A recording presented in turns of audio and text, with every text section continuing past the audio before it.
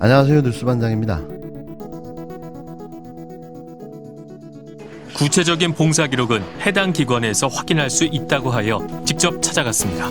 올해 것만 제가 재고가 올 했어요. 한 씨의 자원봉사 활동 일지, 매주 활동한 봉사 시간과 한 씨의 서명이 날짜별로 기록되어 있습니다. 그런데 제작진의 방문일은 6월 9일, 하지만 이미 6월 21일, 28일, 다음 달 7월까지 봉사 기록이 적혀 있고 한 씨의 서명이 돼 있습니다. 오늘이 6월 9일이잖아요. 왜 7월 26일 것까지 이미 다 봉사가 돼 있는 걸로 되어 있죠? 아까 분명히 그거는 저희가 갖고 오신 거에서 확인을 했잖아요. 이거는 저도 잘 모르겠어요. 네, 한번 확인해 볼게요. 뭐 이제 그 날짜를 그렇게 전부 잡아놨을 수도 있는데 확인을 아니 사인까지 되어 있었고 그러니까 솔직히 선생님 이거는 말씀해 주실 수 있는 부분 아닌가요? 그것도 전부 다 저기 그것을 통해서 저희가 드릴 수 있도록 하겠습니다. MBC PD수첩이 한동훈 법무부 장관 딸과 소조카들의 허위 스펙 의혹을 탐사 취재하는 과정에서 한 장관 딸이 실제 봉사활동을 하지 않았는데도 한 달 뒤인 7월까지 봉사활동을 한 것처럼 허위로 자필 서명한 사실을 발견해 충격을 주고 있습니다. 이는 명백한 허위사실과 공문서 위조에 해당하는 중범죄로 현재 조국 전 장관 부인 정경심 전 교수도 봉사활동 증명서를 허위 위조했다는 혐의로 징역 4년의 형을 받고 수감 중입니다.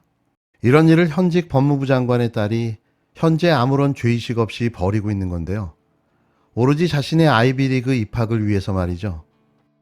결국 알렉스 한지훈이 타임머신을 타고 7월까지 시간여행을 해 미리 봉사활동을 했다는 얘긴데요. 결국 위조라는 겁니다. 이에 한 네티즌은 조미는 봉사 실제 시간보다 조금 적게 했는데 다 한 것처럼 적었다고 범죄로 판단했다. 한지훈은 봉사하지도 않고 미리 한 것으로 적어놓고 자필 사인까지 다 해놨으니 완전 거짓. 이건 명백한 범죄다. 검찰이 어떻게 처리할까요? 라고 강하게 비판했는데요. 김영배 더불어민주당 의원은 지난 5월 9일 국회 인사청문회에서 한 장관을 향해 후보자 딸의 봉사 시간만 2만 시간이 넘는다고 하는데 하루에 10시간씩 했다면 2,000일이고 그렇다면 5년 동안 매일 10시간을 봉사했다는 건데 이게 어떻게 가능한가?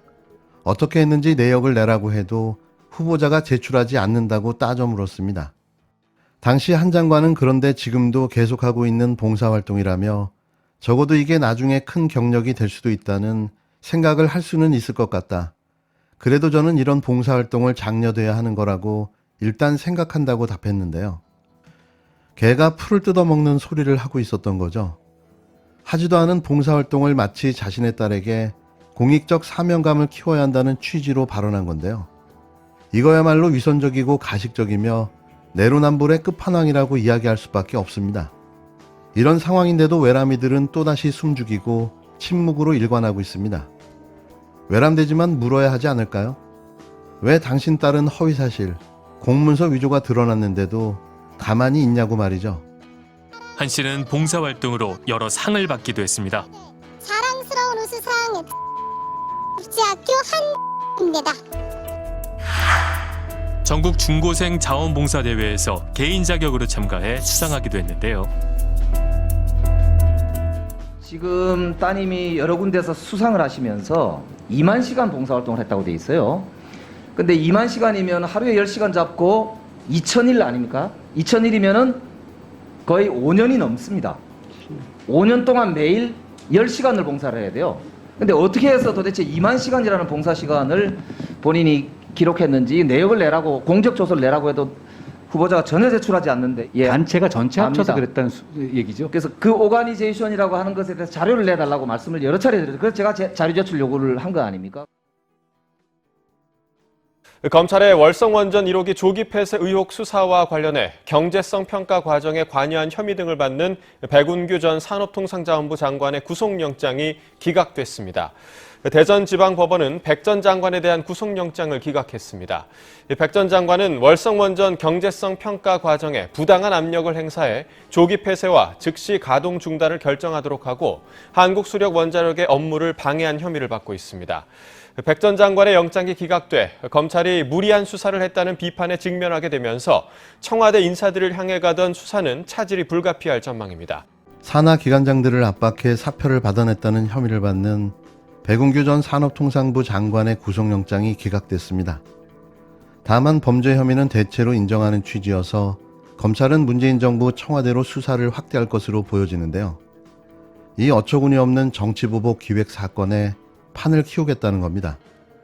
신용무 서울동부지검 영장전담 부장판사는 15일 밤 9시 40분께 범죄 혐의에 대해 대체적인 소명은 이루어진 것으로 보이나 일부 혐의는 다툼의 여지가 있다.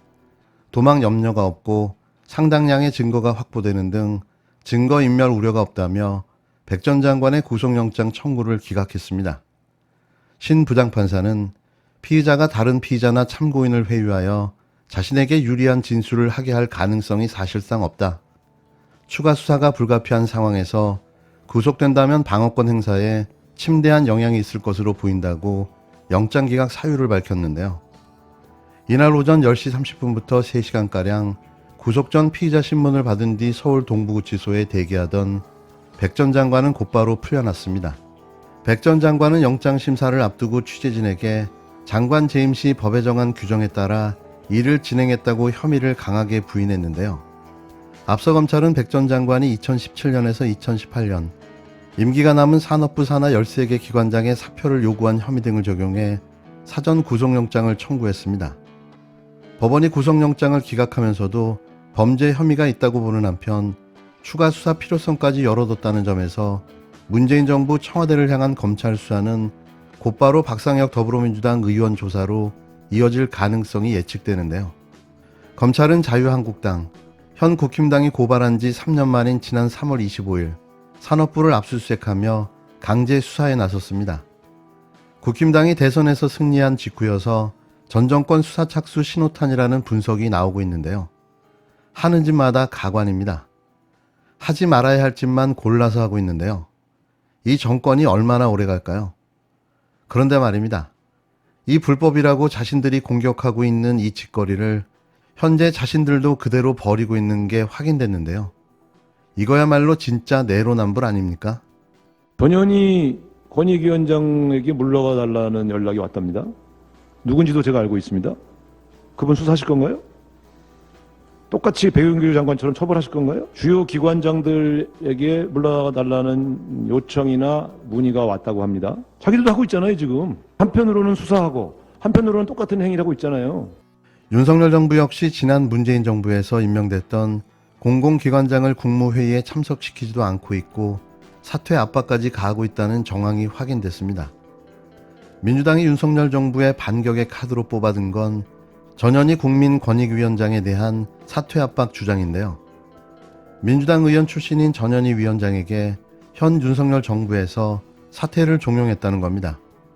다만 현 정부에 누가 어떻게 연락했는지는 공개하지 않았고 전 위원장도 기자들의 사실 확인 요청에 응하지 않았는데요.